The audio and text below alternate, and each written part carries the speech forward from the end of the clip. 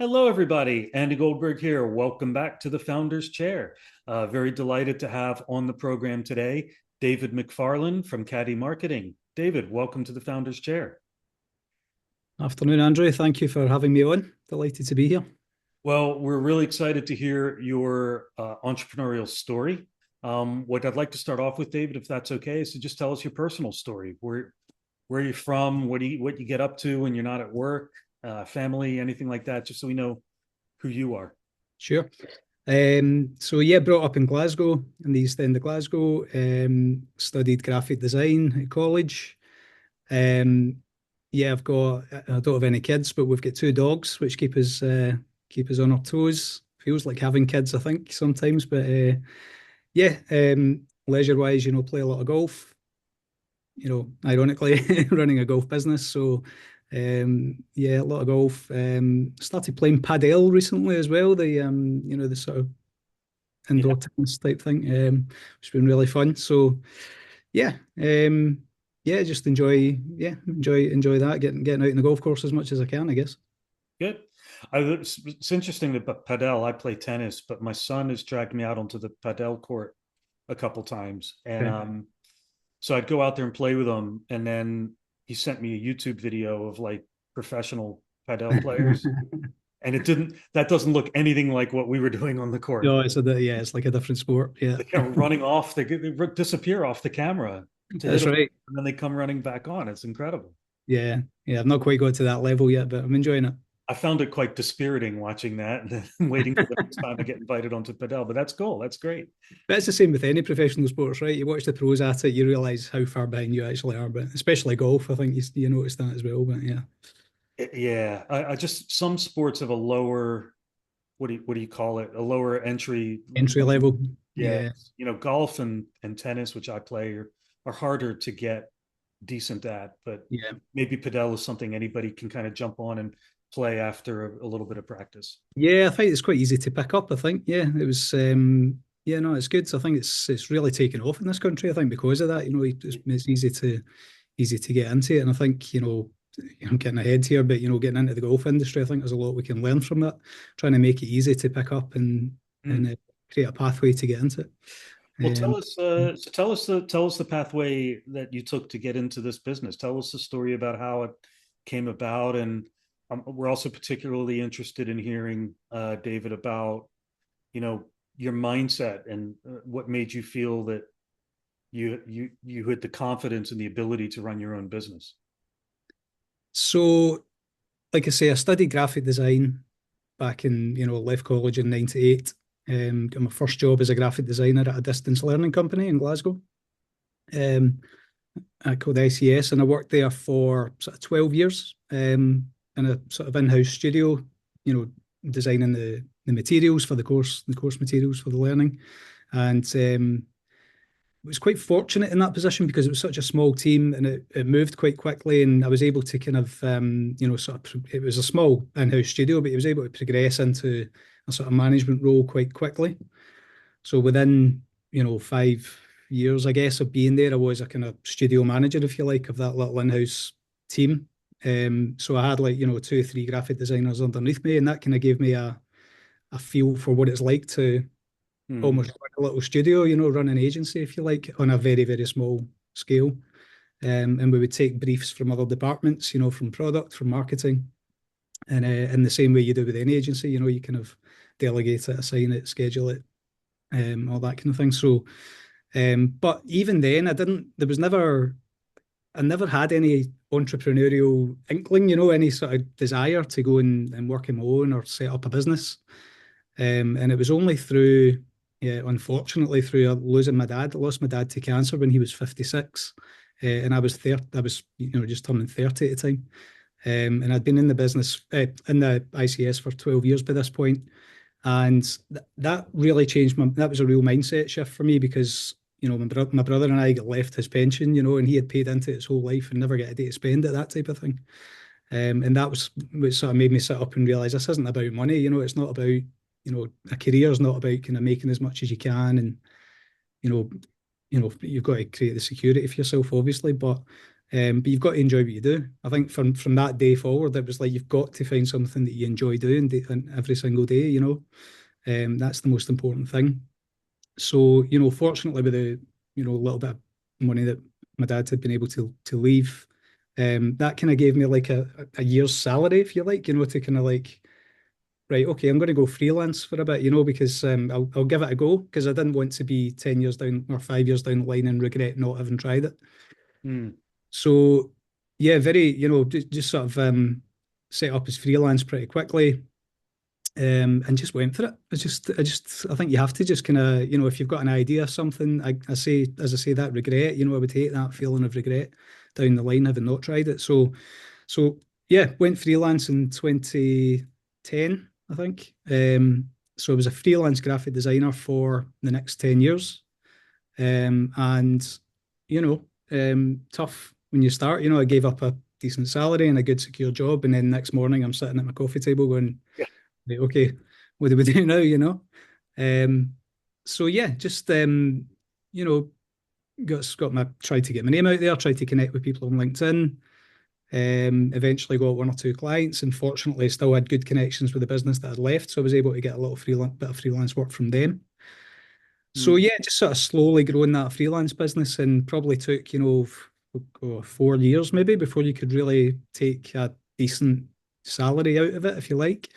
But it still wasn't about that. It was just about being able to manage the jobs that I took on, being able to manage my own hours, keeping everything creative and fresh. Every job was different. That's what I enjoyed about the graphic design side of things. Um, so then in 2018, I'm a member at a golf club in East Kilbride, and they were looking to redevelop a website, looking for a bit of social media. And I kind of put my hand up and said, well, I can do that in exchange for a membership. Um, so yeah, that was the first sort of planting of the seed, if you like, of when I started doing that. I started thinking, and realizing that, man, every golf club in the country needs this. Every golf club in the country, because it's such an even if you don't know golf that much, that it's a kind of outdated sport. It's behind the times. mm, 20 years, 25 years in some cases. So every golf club needed a new website. Every golf club needed to get on social media. They needed to understand brand a bit more. And so yeah, that kind of planted the seed for Caddie marketing. So I decided I very quickly realised that there was more growth potential in this than there was in the freelance graphic design. And that was the first time I really thought, well, I could grow a business here as opposed to just kind of working for myself. I thought, well, I could actually set up an agency here in the golf niche, in the golf market.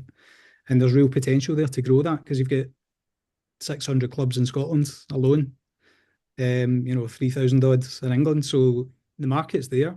And there weren't many, I very quickly realised there weren't many agencies operating in that area, offering what I wanted to offer.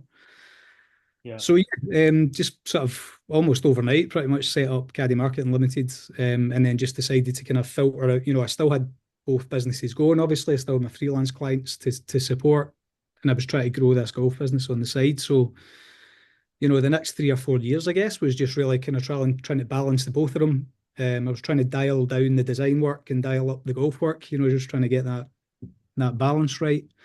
Um, and yeah, it seemed to work pretty well, and here we are, a few years down the line. So that's how, yeah, that's how it started really. Um, I started my business in 2010. So we were probably, and I can really relate to what you were saying about, you wake up one morning and then suddenly there's no income and no leads and what do we do? And, so I can relate, and we were probably going through the same journey at the same time. Um, but a few lessons that just came out of what your story from the start. And one was, leave your employer on good terms. Yeah, absolutely. I've always believed that. What's the point in burning bridges? But I do understand that sometimes, some people in certain situations it gets a little bit nasty.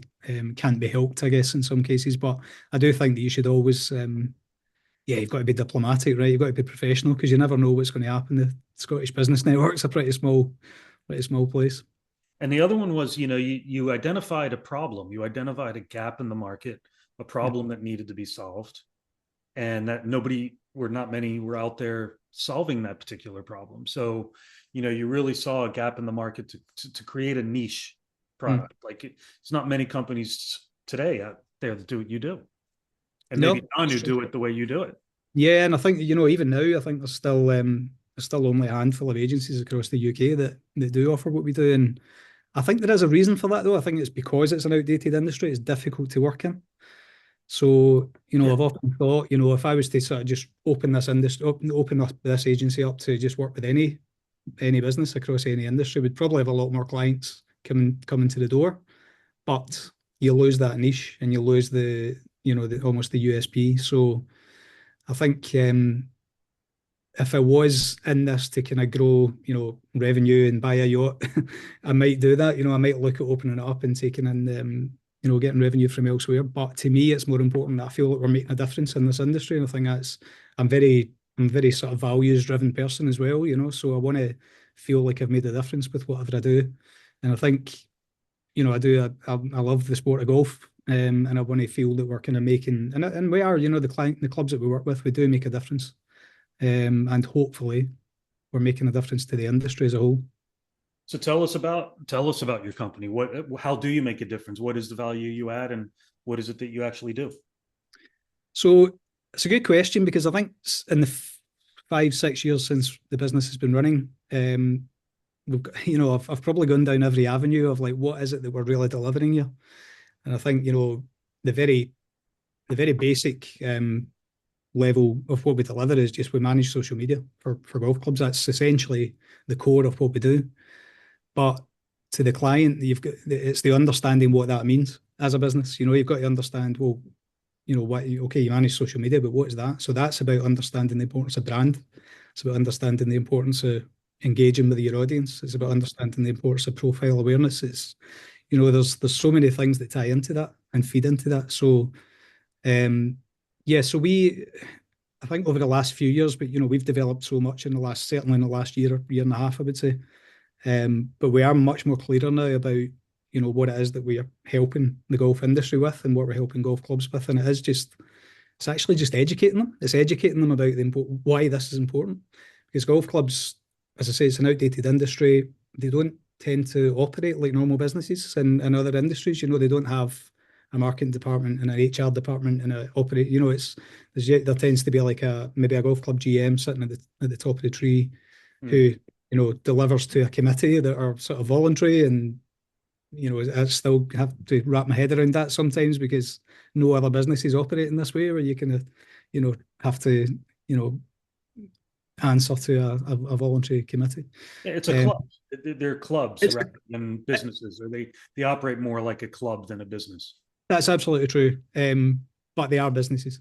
And I think that's the important thing to understand for a golf club is that you are a business and you need to operate like a business and you need to be structured like a business and you need to have planning and strategy baked in like any proper business does because you need to generate revenue and you need to generate that to survive. And that's where we're at in the golf industry. It's a case of, the ones that don't get their act together pretty quickly are going to really, really struggle.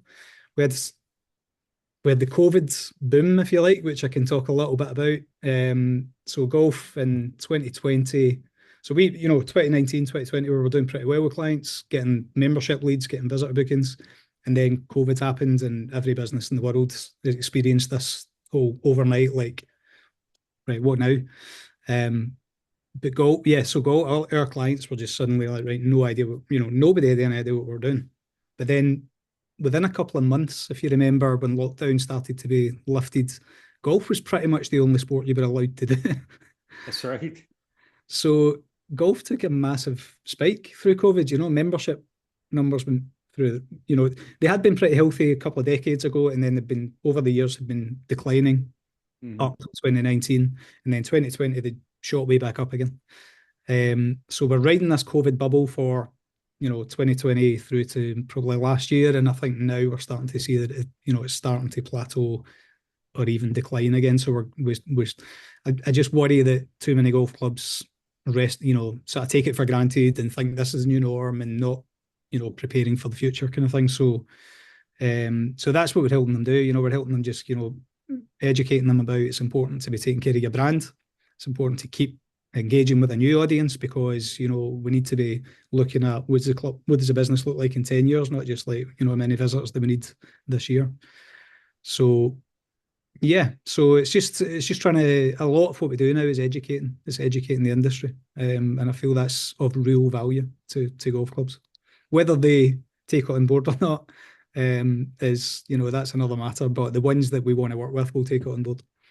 Yeah, and I guess it's, you either got to find the ones that are open to seeing the future and looking at their industry differently, Yeah, or change the minds of the ones that aren't. yeah, and it's yeah, absolutely. And I think it's a bit of both is what we're trying to do. And um, I think this industry as well, us as an agency, we're quite a forward-thinking, modern digital agency. So we go to events like we're members of the Marketing Society, for example, and we'll go to conferences and workshops and seminars and learn from what other agencies are doing in other industries and what's happening and what's that agency doing in hospitality, what's that agency doing in retail, what's the marketing methodologies or the what's the up-to-date practices that they are implementing that are really benefiting their clients, and how can we learn that, how can we bring that into golf? Because I think if I've got one sort of big criticism of the golf industry, it's that it's quite insular. It does just operate in its own little bubble, doesn't like to or doesn't seem to want to learn too much from elsewhere. It kind of feels like, oh no, this is golf, it's different. But it's not different. You're just a business. You're a B2C business, and you need to, understand what works over there will probably work here as well. For sure. So we need to, yeah, we just need to, and it's one of the things we've looked at as a strategy is trying to, you know, deliver our own content that is almost similar, a little bit similar to this, Andrew, where we would interview experts from other businesses about things that they've implemented and talk about how can golf clubs learn from that. So it's just trying to get golf out of that golf bubble and learn a bit from elsewhere. What would you say has been your biggest learning as a business owner? um, Learning, I think for me, patience. I think patience is because as a business owner, I think, and even as a freelancer, you kind of think all these, I'm like, I'd love to, I want to double the client base in 6 months, and there's no reason why I shouldn't be able to do that. But I know that business doesn't, I've learned, I guess, that business doesn't always work that way. I think, especially in this industry. So maybe that's more specific to the industry I'm working in. But I think patience, I think as long as you know you're doing, if you're confident that what you're doing is the right thing, if you can see incremental improvements, I guess, then just be patient with it, refine it, and then once you've got it really working, accelerate it from there. But I think over the last few years, I think one of my biggest learnings is just surrounding myself with people that motivate me. So again, just the guys in here, the team that I've put together here are people that I've picked because I'm enthused by them and I'm motivated by them, and they keep me excited about this and they're excited about it. And getting out, as I say, getting out to things like the Marketing Society and surrounding yourself with like other agencies and digital businesses, and just I get just personal development. Just keeping yourself at the forefront of what you're trying to deliver. Yeah, I mean that's a really good point, because I think most business owners or business leaders would naturally take on the responsibility of, think, I've got to motivate my team. Mm. Well, why not recruit motivated people? and Yeah, yeah, yeah. and they can motivate you as well, right? It should Yeah, be a it's got to work both symbiotic ways. relationship. Absolutely. Yeah, it's got to work both ways because it's good. I don't know because I'm quite fortunate with the team I've got, but it must be exhausting trying to motivate a team that Oh, aren't enthused. It's yeah, just exactly. tiring. So no, I think surround yourself with the right people. I always remember, was it Steve Jobs? I think it says surround yourself with people that are better than you, and I think that's always been in my head. It's always been a kind of good learning. So make sure that you've got the right people in the right jobs, um, especially in a growth phase. I think that's really important. What would you say has been your biggest challenge during the years, and how did Uh, you push through it? yeah, slow growth. Slow growth has been the biggest challenge, and that's again, I'll talk. I could talk about that all day. But the industry just is slow to adopt. It's slow to get, to implement. It's slow to sign off. It's a little bit like it's not exactly the same, but public sector is always a wee bit kind of slow to get things moving and innovative. And I think the golf industry is a little bit like that, where if you worked with again, any other clients in any other industry, if you spoke to them about, let's deliver this campaign or let's try this innovative idea. If you've got somebody that's really passionate and wants to make a difference, they can just make that decision overnight and say, right, okay, let's go for it. Mhm. Whereas there's a lot of, not all of them, but the industry as a whole, there's a lot of education to be done first before they'll, really take the bite. So yeah, as I say, going back to what I said about working in other industries, if we just worked like any, a digital agency just across sector, we'd probably be growing a lot quicker than we are. But I really like this niche, and Yeah. I'm going to stick at it, and I'm going to keep going, and the rewards will come. We're doing well, we're moving in the right direction, everything's positive and profitable, and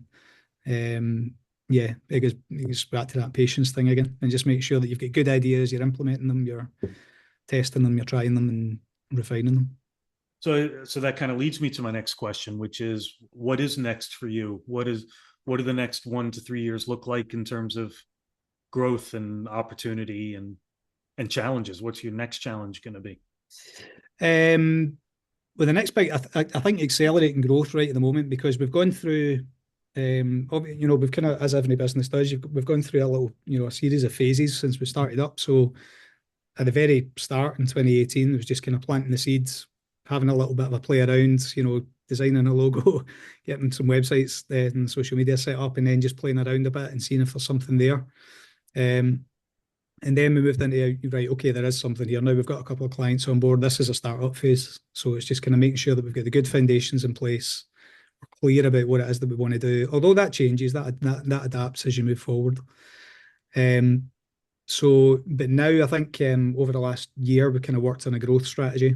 Through the whole of 2024, we worked on a growth strategy. So, and in the first half of 25 has just been the most progress we've seen in the business, in terms of the business moving forward. So we're at the stage, it feels like a real sort of tangible stage of the beginning of a growth phase now. So starting to get some good partnerships in place with Scottish Golf, and getting more client inquiries, and the team's expanding, and yeah, things just feel like they're kind of moving forward now. So it's just kind of, I talk about patience, but it is just kind of like, well, let's keep this momentum going now. Let's keep moving forward, keep doing what we're doing, keep coming up with new ideas, but most importantly, delivering for the clients that we do have. I think that's the most important thing. There's no point in focusing over here and forgetting about the ones that you already have. You need to be making sure that you're delivering what you've set out to with them. So delivering good results with them, and just just moving forward. And I think, through the growth strategy as well, or the growth project, we kind of worked on diversifying a little bit. So just adding a few more products and services. So previous to that, we maybe just had kind of one service, if you like, in terms, well, we do social media organic, paid social media, and we can deliver a marketing strategy for you. Whereas now, through the growth project, we've decided to offer social media training. We do like online surveys, all that type of thing. So there's different things that we can add on now, because we want to, every golf club's not the same. They've not all got the same budget, obviously. So there's a lot of kind of small, especially in Scotland, a lot of sort of small community-led clubs, if you like, that are really important to the game, because they are low cost of entry, as I say, community, surrounded by a small area.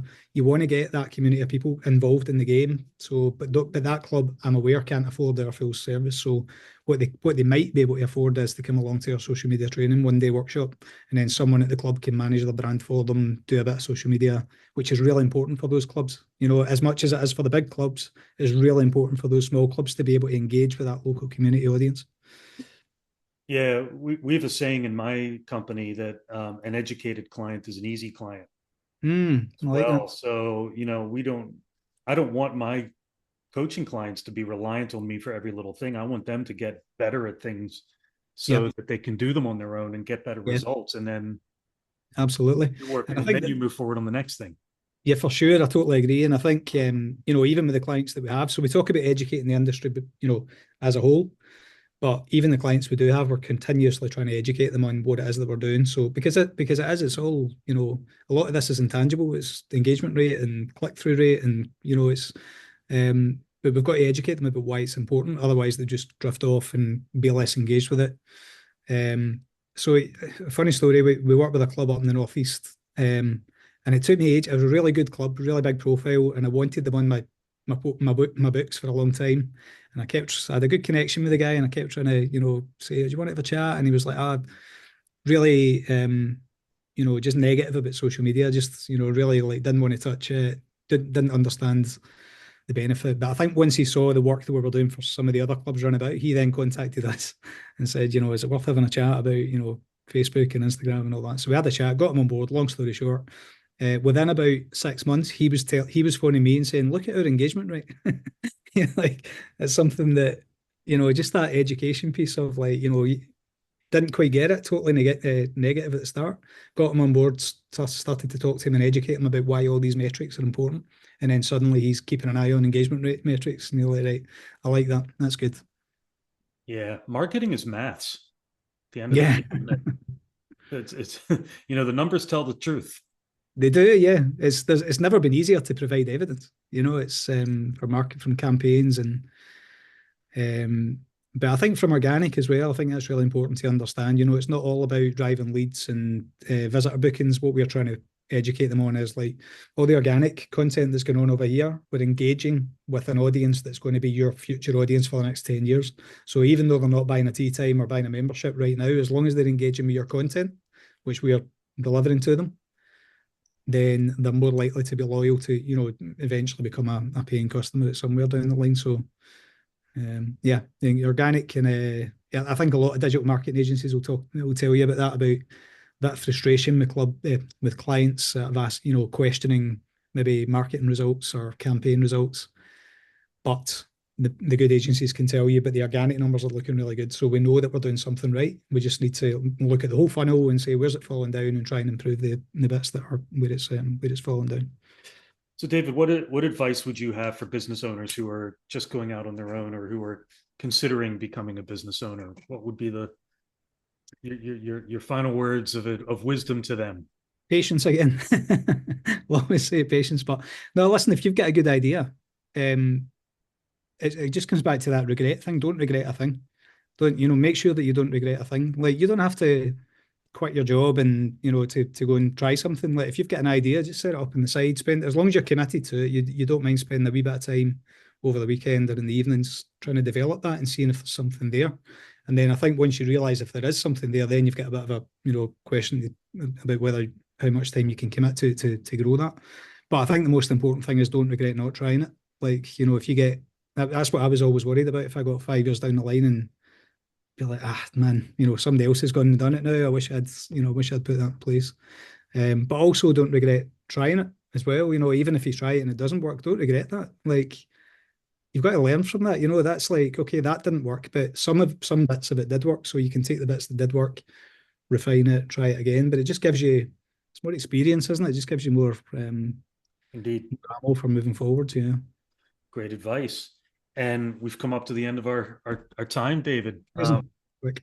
But I've taken more notes, I think, than I have in a long time. So Oh, good. that's brilliant. Thanks very much. And I'm sure a lot of people watching this are also going to take away some real learnings from this because they can, even though you've got quite a niche product, a lot of the messages that came out of what your story are relatable and universal, I would say, to most people in business. So I thank appreciate you very that. much. No, good. Listen, no, it's been great to be on, and if anyone gets even one or two little tips from this, then I'd be more than happy.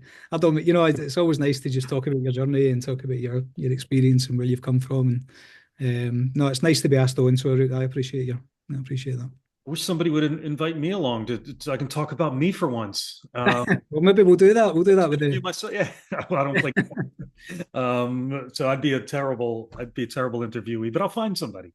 I'll Yeah. find. But look, just want to say also thanks to our viewers for watching and for tuning in, and there'll be more to come on our YouTube channel. So stay subscribed to that. But it just leaves me to say thank you once again to David McFarland from Caddie Marketing for being on the Founders Chair today. Thanks again, David. Thank you, Andrew.